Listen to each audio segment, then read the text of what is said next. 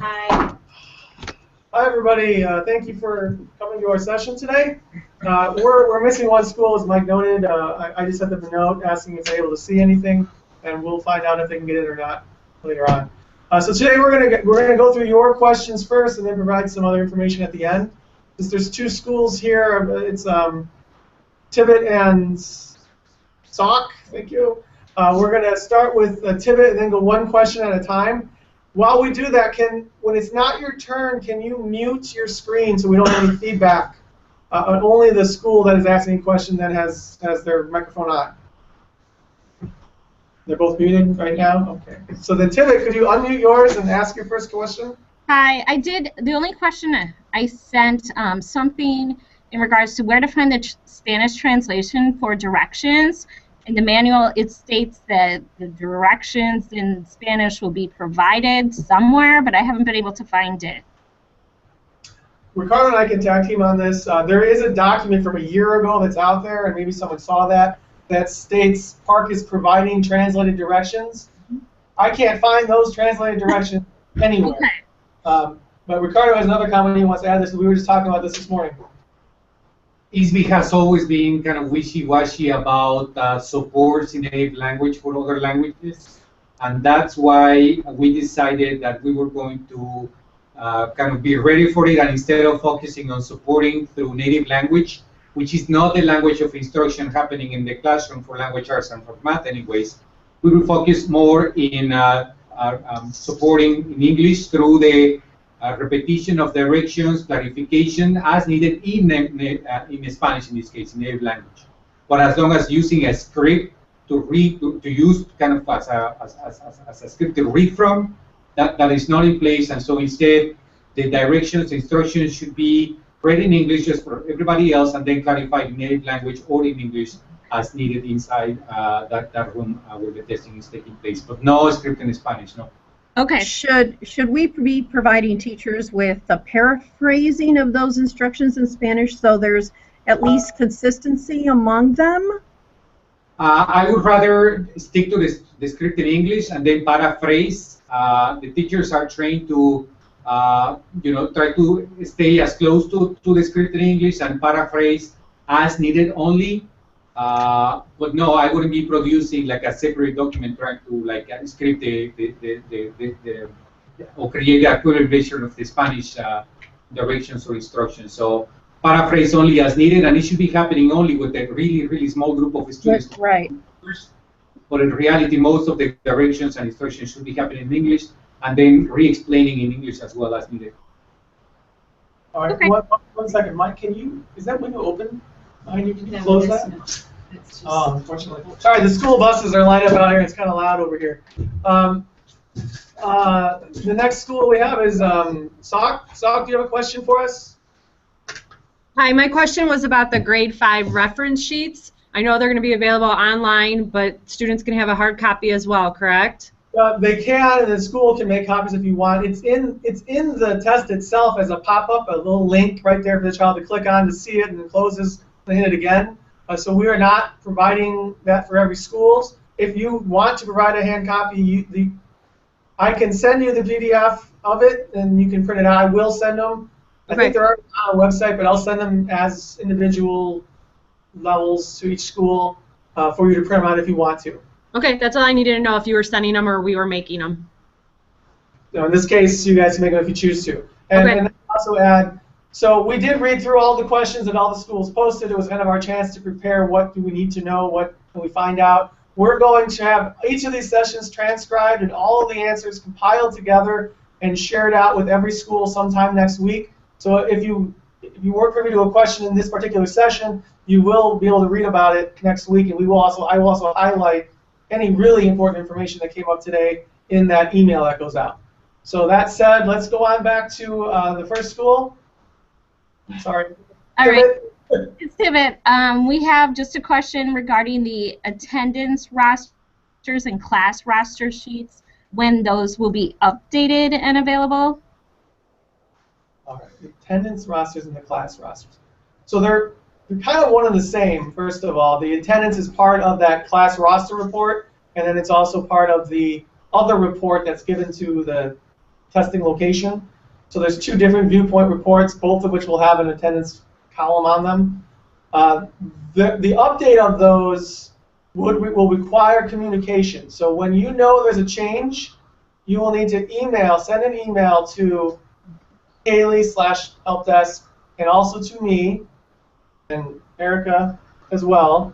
And I will be going into the Pearson system to make changes. Nikki Haley will be going into our system to make changes so that that's reflected on the reports you receive and from her file. But if it's, let's say, you're adding someone to a small group, you will need to tag them on your end so that Nikki sees that in her system and can then push that out to her report. Okay, so we already touched base with Nikki, so we'll just follow up and then contact you as well. Right, because the file has been uploaded, and we only get one chance to do the assessment session location portion of that upload. We can still send uploads, and we will be, but it won't change that particular column. That has to be changed manually, and I'll be doing that. Yeah, the changes that we made, for example, a student no longer qualifies for special education, so we untagged that student, but we also need those PNP codes removed from that particular student. And then another situation, we tagged a student who was ESL and already had the code, but for some reason wasn't in the right group and wasn't tagged previously. Right, so great catch. Then to send that to me so that I can go into the Pearson system and make those changes individually. And what about new students as they enter? We just got one this week. And so there are directions that I'm going to have a PDF version to share out on what to do, and I'll be training the PARCC specialists next week on how to handle that. But there will need to be a communication, and I'm also sharing those directions with each building leader, so you have that as well. But your tech specialist will be going through hands-on how to do that with sample students, so that there is someone in your building that knows how to do that. But you'll have the directions if you wanted to be the one who does that. But there'll need to be some sort of communication in place so that you're able to tell them these 2 kids are new and we have them added and we want them in this test session. And if you have new students, whether they have moved in or they've just qualified, when you submit that help desk to Nikki Haley and Mike Locasio, just correspondingly CC any of the directors that may support the student as well. So if they're ELL, please include Ricardo. If they're special ed, please include myself. And please be aware that any IEP amendments or updates to those PNP codes are now being updated manually as well. So updating them into the system isn't going to capture that information. Those are manual uploads as well, which you'll want to include on your help desk report. Okay. Thank you. All right, Tibbet, was that Tibbet that was asking? So back to SOC. Is us. Hi, my question was more just about our lab, the one that's being made in the LMC. When is that going to start? And the one utilizing the Chromebooks, Correct. that will be put up and together by the tech proctors when they come to your building. So those Chromebooks will need to be put up and set down every time that at the beginning of the day and at the end of the day.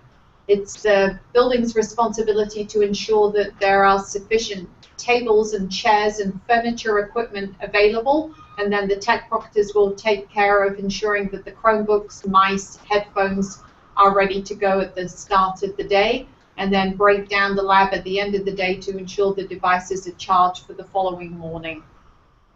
Is all the equipment here, do you know? The actual Chromebooks, headphones, mice?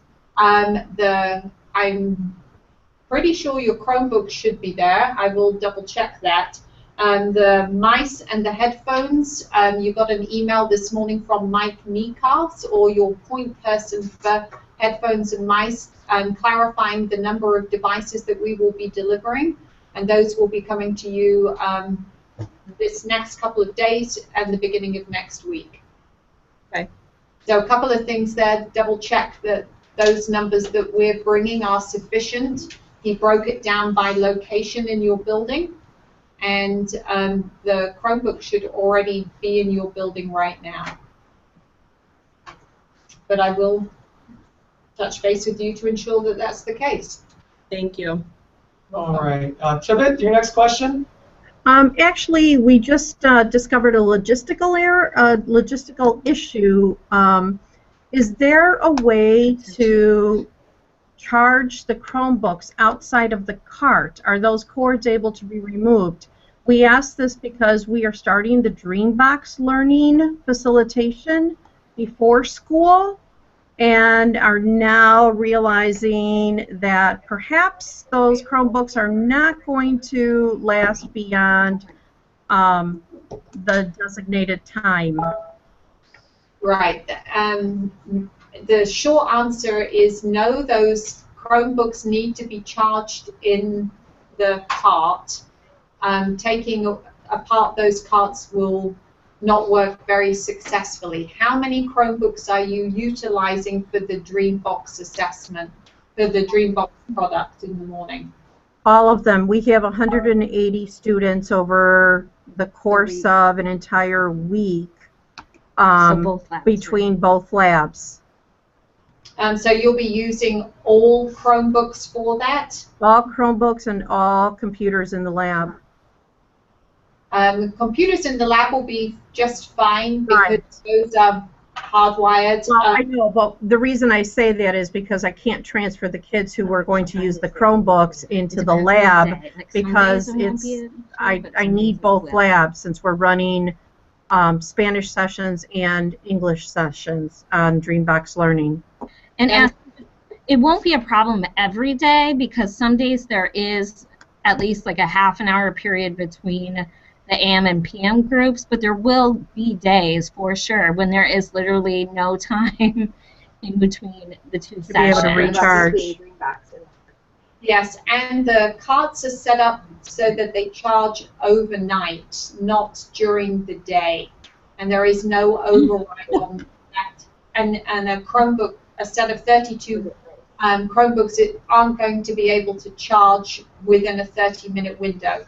So let's touch base directly, Anna and Amanda, and troubleshoot this, and we'll find a solution once we know the numbers of Chromebooks you're going to be utilizing and on which days. Okay?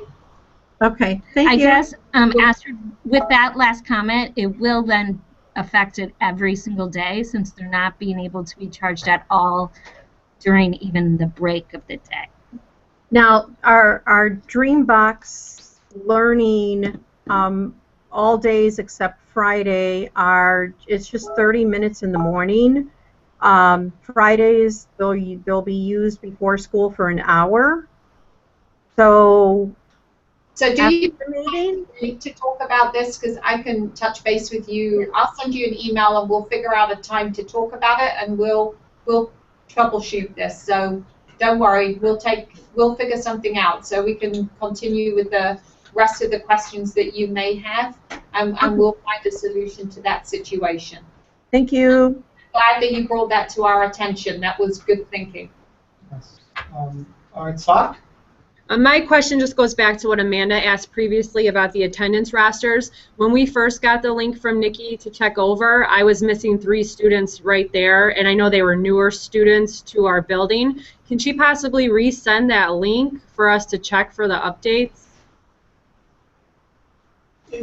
Yes, I'm under the impression that it's not a resending. It's on the viewpoint in the viewpoint folder. But let me go back and look at those directions she sent out. I don't think it was a one-time. Here's the report. I think this is the report. Here's how you get to it, and it's always there. Well, I had emailed her right away letting her know I was missing the 3 students, and she had thanked me for the information and said that updates would be done throughout the upcoming days. I just didn't know if there was a specific time I should be looking for the new one. We can touch base with her and get back to you on that as to when you can expect to see those 3 additional students. So that's another follow-up that we'll certainly facilitate. Thank you. You're welcome. Is this Laura? This is Jean. Jean, sorry. Okay. Okay, Tiva, do you have another PARCC question? We do not have any questions. Woohoo! Woo! You guys rock. Jean, do you have any PARCC questions? Yeah. No, but that's just because we don't know what we don't know. Oh. Amen. Same here. I just want to let everybody know and reassure them we have multiple avenues where you can call for assistance when park administration starts. Your technology proctors will have a phone number where they can call here at the technology department.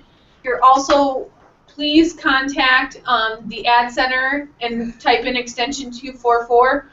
Regardless of what your question is, we'll have somebody there who can connect you, whether we need to connect you with the bilingual department or connect you with one of our student service administrators or Mike. But, you know, we know that you might not always know what you don't know, but as the questions arise, please contact us. I did have one other question, sorry. When should we be expecting our tech person to arrive next Thursday? I don't have that information yet. I haven't finished putting together the agenda for the 3 days, but it will be either on the 4th or the 5th, and it'll be for a shorter period of time, probably an hour. But I'll once I have it all fleshed out in the next day or two, I'll be sending that out for everybody to see. And when they arrive, are we just showing them the building and the lab space? So their school visit is kind of that task. Their school visit is a couple different issues with it. They need to meet you so that you are having a chance to see who will be in your building with your staff and your students. So it's a meet and greet with you as the building leader. They need to be shown where the secure room will be. That's where the handheld calculators, if you're using them, you're not because you're elementary, never mind. That's where student tickets would be stored, your extra manuals and so forth. Then they are to be given a tour of your school to be shown where equipment is stored and where testing will occur. That does not have to be by you, but by one of your representatives, a person in your building showing them where that's at. And so originally there was more planned, but I think we've downsized it to just about that, which is why we're envisioning to be about an hour at this time for that school visit. Okay. Independence, just Do we have to provide them a duty-free lunch? Like, what are their breaks? working conditions? What are their hours so that we can make sure that the schedule we have in place is in line with all the right regulations? This question has come up, and I'm still working on. I think it's almost individualized by school how it would look, because at some of the schools there's enough overlap between testing where no thought needs to be put onto how it's provided. A 30-minute lunch break needs to be provided. In some cases, like I said, there's no effort required because they have the time in between. In others, they don't. In those cases where they don't, I still need to look at, is it a situation where they could relieve each other and it's not an issue for the school, or is it a situation where the school will need to provide a person to do it for 30 minutes? So I want to have another day or two to think through the logistics of that on a building-by-building basis and then send that out. I had a comment I wanted to say before that question was asked regarding bathroom breaks. This has come up all morning, and since it wasn't brought up here, I think it is something when someone said, we don't know what we need to know, or what we don't know. When it comes to bathroom breaks, in the literature you have, it states they need to be escorted to the bathroom. What we need to remember is that we have these PARCC specialists in place that are not licensed educators, and therefore cannot be alone with children.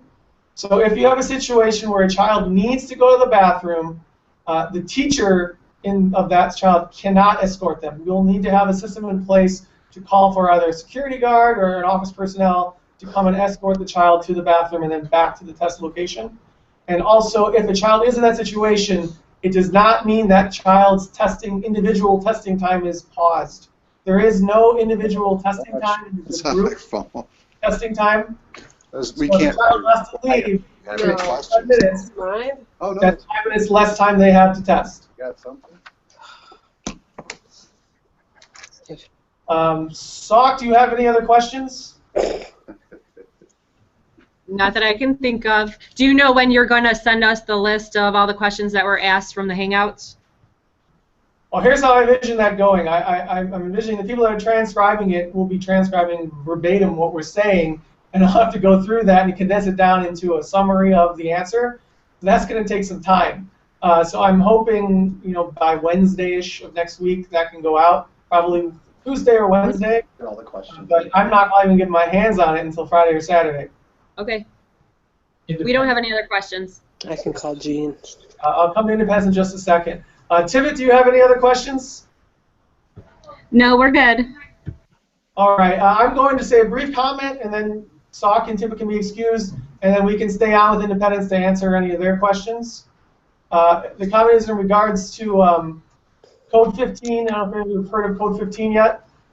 There is an email going around, and parents are now aware of this code. Code 15 Hard on email. Okay. descriptor for a child that refuses to test. So as we all know, Illinois does not have an opt-out letter. There is no official opt-out letter. So if a parent contacts you saying they don't want their child to take the PARCC test, you will need to give them the state test, which has been sent in an email, but I'll send it again. The state letter that says there is no opt-out. All children get to test. Our district, our schools, and us as individuals are licensed through the Illinois State Board of Education, and as such, we are bound by school code. And what that means is that since the state has said the test is mandatory, we have to make it mandatory. So when the children come to the school, we have to administer them the test. We do not have to force them to start the test. In essence, in the computer lab, we have to provide the student with the test. If the student says, I refuse to test, we just simply make note of that, and then the child will read a book quietly until the end of testing. The notes that we make will be on a form I'm going to send you, and you'll write the child's name and the session name, and then following the test window, we'll use that information to upload to ISB that these students are code 15, which means they were administered the test but refused to start it. All right.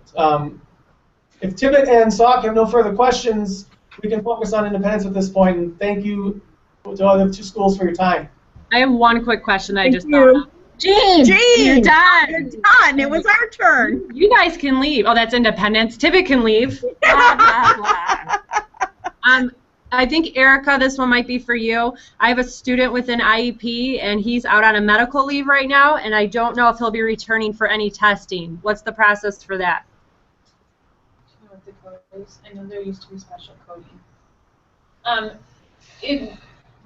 If he returns within the testing window, then we would administer the test. But if he's absent the entire testing process, we'll get back to you as to see how the state wants us to code that. Okay.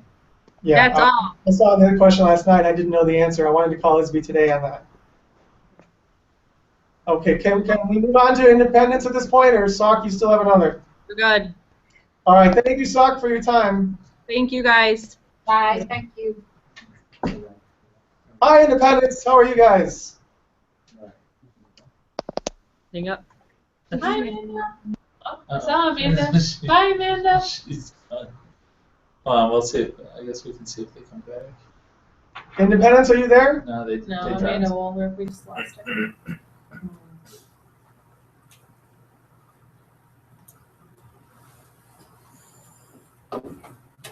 They have to have some process that if students are in a home hospital or homebound. The question that last they can't- night, I don't know the answer to, is what if they start the test?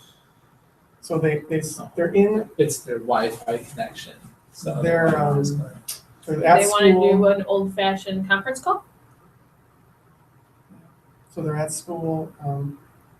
They answer 5 questions, and then they get thrown on the floor, so they have to be escorted home. They're obviously not going to finish that day, but they've started the test. So I don't know what the policy is. Are they now done with all 3 units? If they can't do unit 1, they don't do the rest of them? I like to think that they would just, student would be sick and then come back and get a new form, but we're going to call on that one. That's what I'm saying. That's the one I want to call it. I mean, what we're talking in the paper-based. You would get a